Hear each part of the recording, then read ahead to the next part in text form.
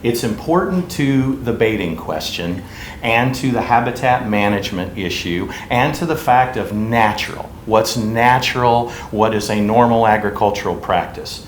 Not only, as Mickey said, is flooding a harvested crop legal and normal, but so is flooding an unharvested crop. You can grow whatever you want to grow and flood it, and it is not baiting. In fact, a field of corn grown and flooded is no more natural than a moist soil management field or a green tree reservoir or a fixed crest weir in a coastal marsh. What we are doing is we are artificially manipulating the soil and water to create a crop that feeds waterfowl, to provide habitat for waterfowl.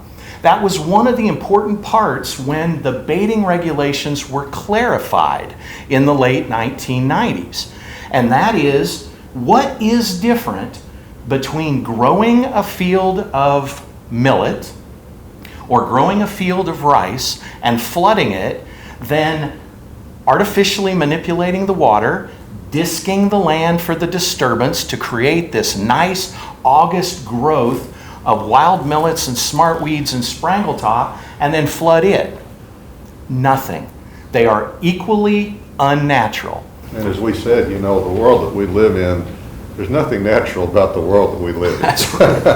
I mean, I'd love nothing else that, you know, if we went back to the 1800s and the world looked like it was in the 1800s.